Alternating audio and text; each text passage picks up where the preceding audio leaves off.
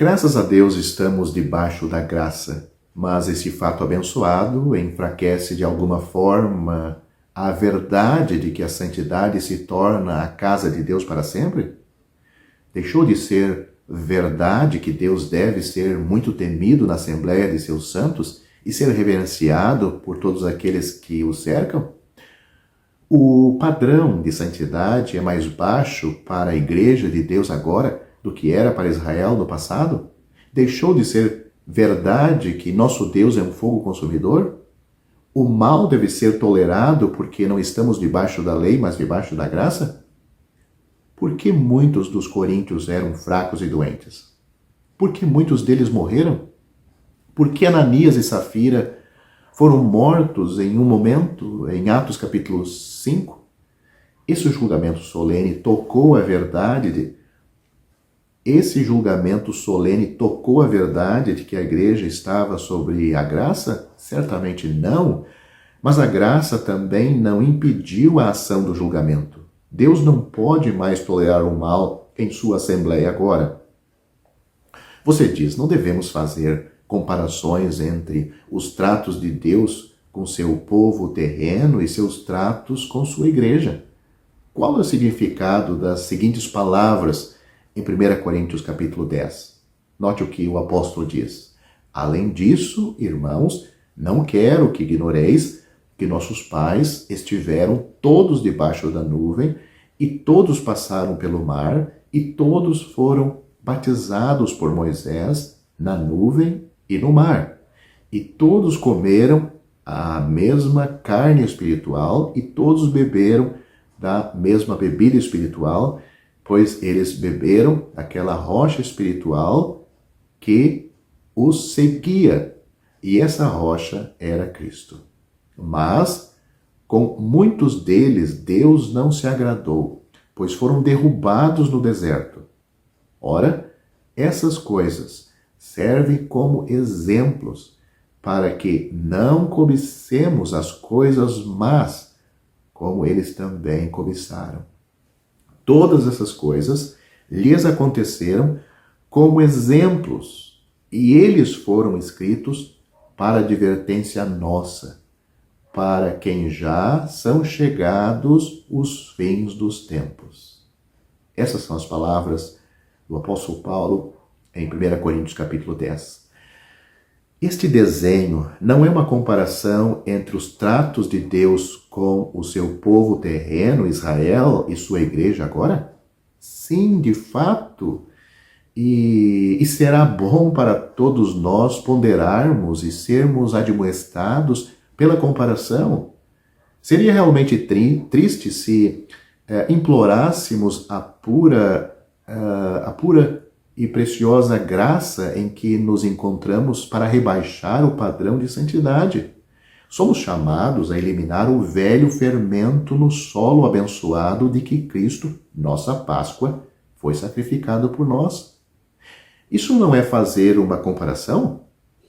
A assembleia em Corinto foi ordenada dizendo ai deles se eles tivessem recusado, foi ordenado e ai deles se eles tivessem recusado para tirar do meio deles a pessoa perversa, para entregá-la a Satanás para a destruição da carne por causa de um pecado que esta pessoa que estava na comunhão daquela igreja cometeu. Você pode ler a história em 1 Coríntios capítulo 5. É verdade que eles não foram chamados para apedrejá-lo ou queimá-lo, e aqui temos um contraste em vez de uma comparação, mas eles tiveram que tirá-lo do meio deles se quisessem ter a presença divina em seu meio. Teus testemunhos são muito seguros. A santidade convém à tua casa, ó Senhor, para sempre.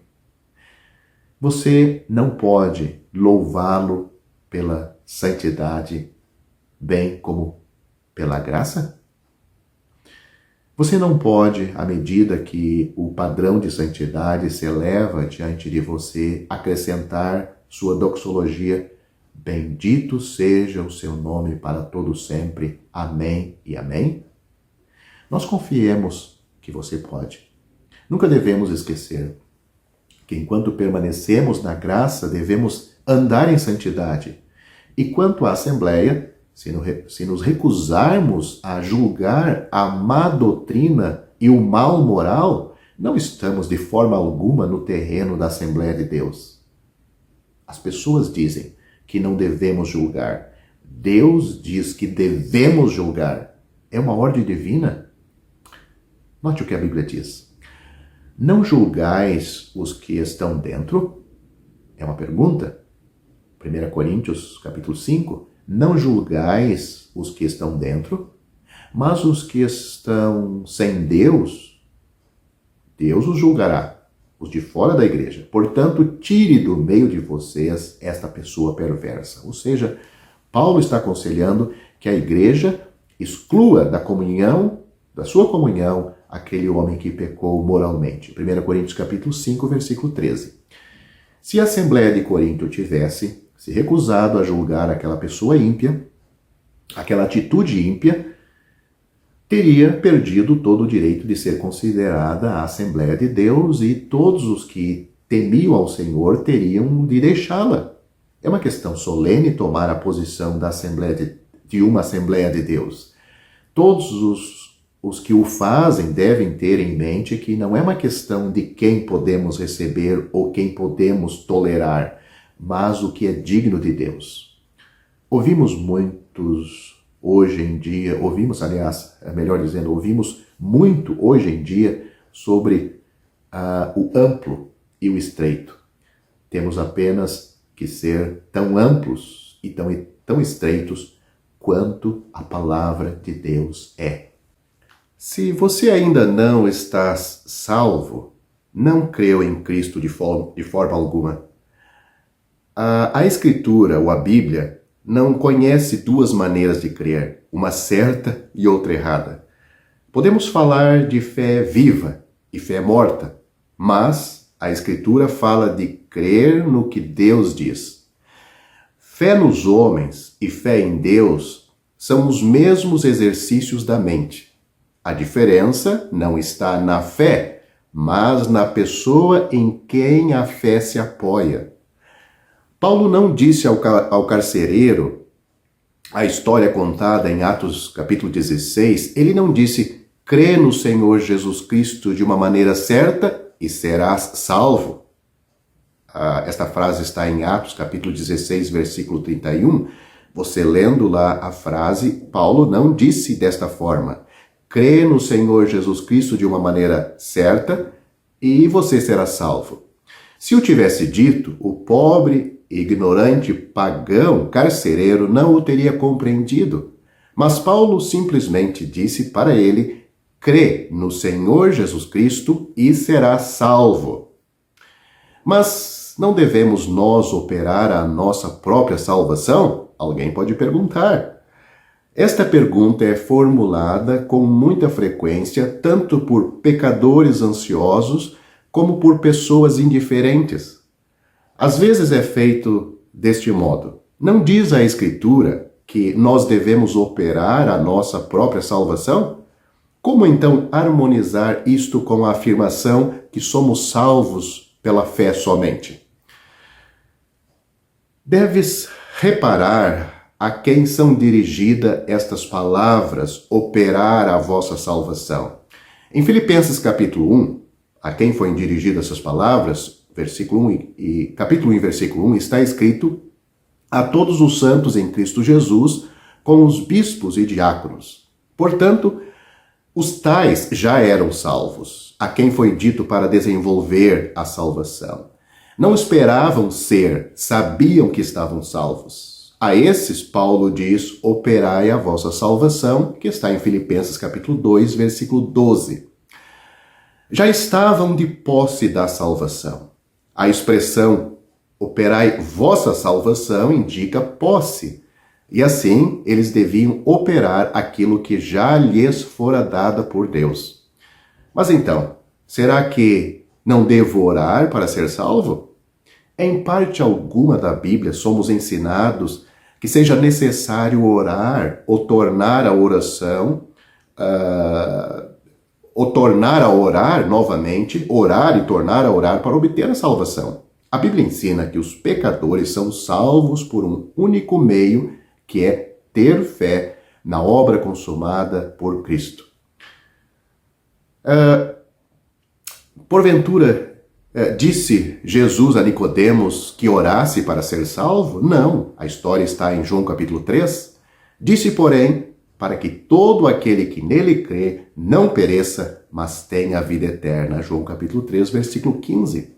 E Paulo, em resposta à pergunta do carcereiro, que é necessário que eu faça para me salvar, não disse, ore ou ora fervorosamente pedindo perdão e você será salvo. Não, ele não falou isso. Paulo e Silas não disseram isso ao carcereiro, mas simplesmente disseram, crê no Senhor Jesus Cristo e serás salvo.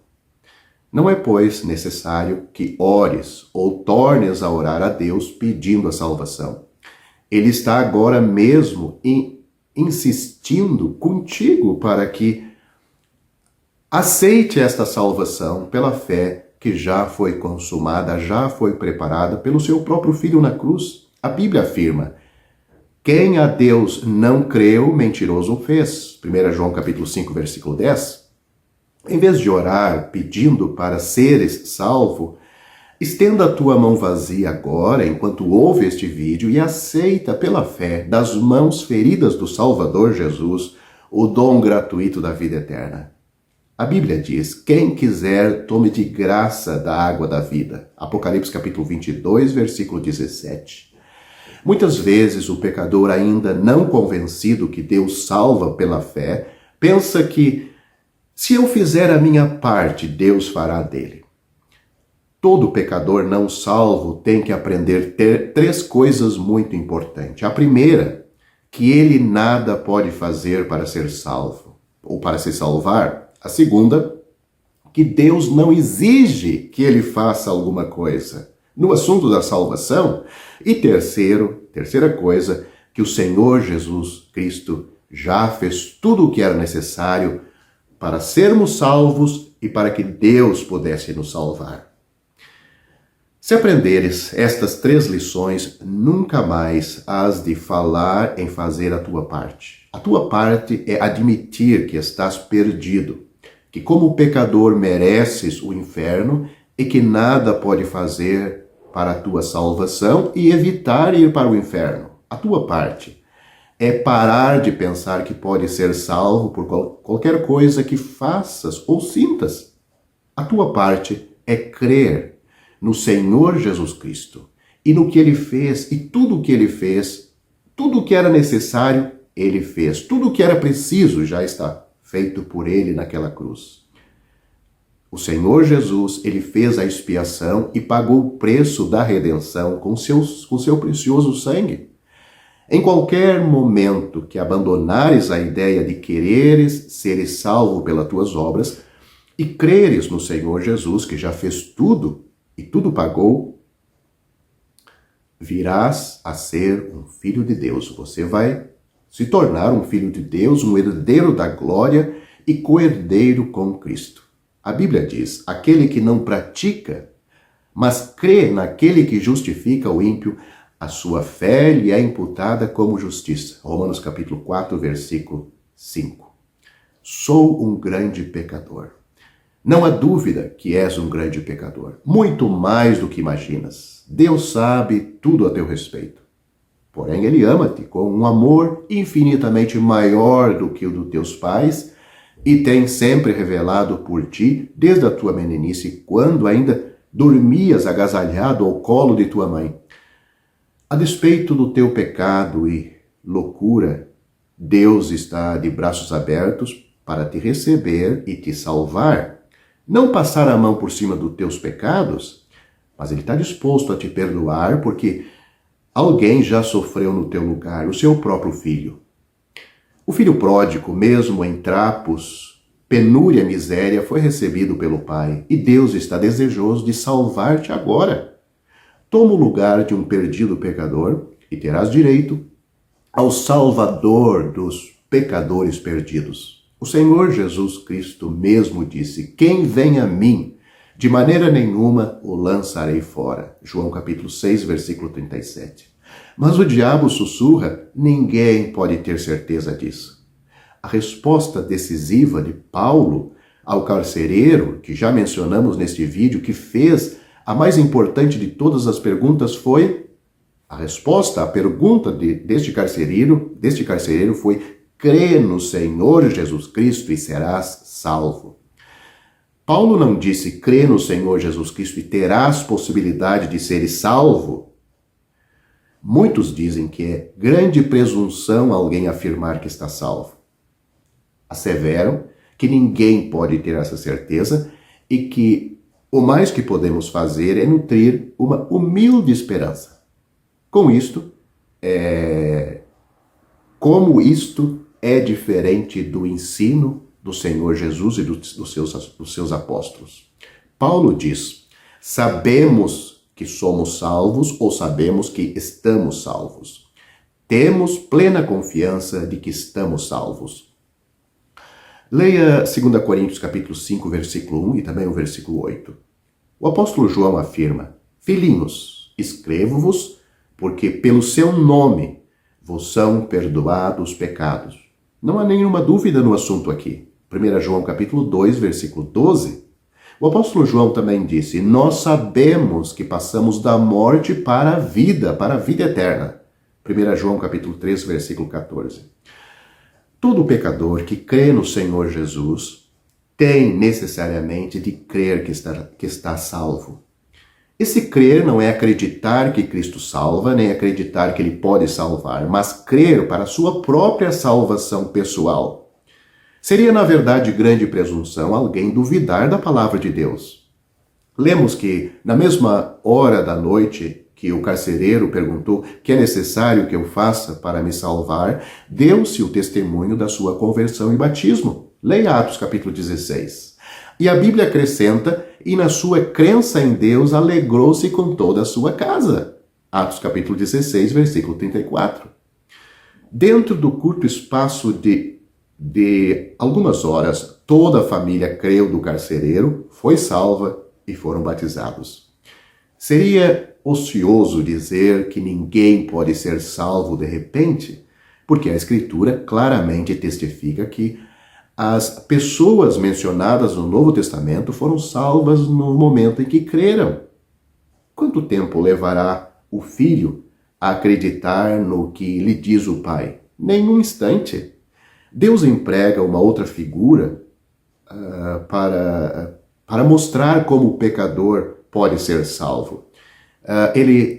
Nós temos as palavras, o olhar. Há um versículo na Bíblia onde o Senhor diz, olhai para mim e sereis salvos, todos os termos da terra. Isaías capítulo 45, versículo 22.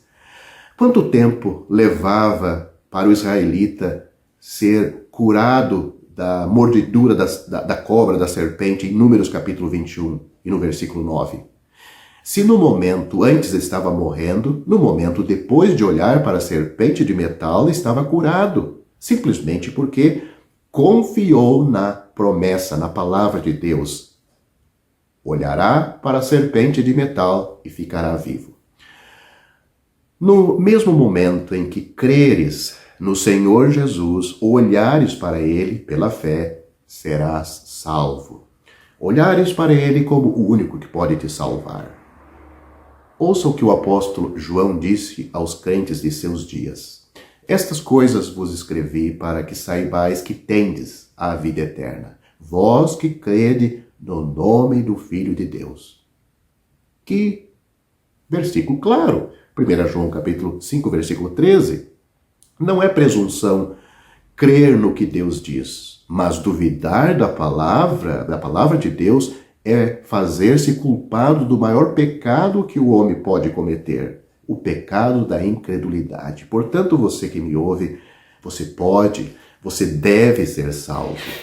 Não porque eu estou dizendo, mas porque eu estou transmitindo o que a Bíblia afirma. O Senhor Jesus Cristo disse, falando com Nicodemos, a quem já citei neste vídeo, no Evangelho de João, capítulo 17, ele disse que Deus enviou seu Filho ao mundo, não para que condenasse o mundo, mas para que o mundo fosse salvo por ele. Quem crê nele não é condenado, mas quem não crê já está condenado, porquanto não crê no nome do unigênito Filho de Deus. Para você ser salvo, como pecador, merecedor do inferno, mas não querendo ir para lá, arrependido dos seus pecados, você pode crer naquele que consumou a obra para a nossa salvação, descansar nele. Como eu já disse também neste vídeo, ele disse: aquele que vem a mim, de maneira nenhuma eu lançarei fora. Portanto, crê no Senhor Jesus Cristo e você também será salvo.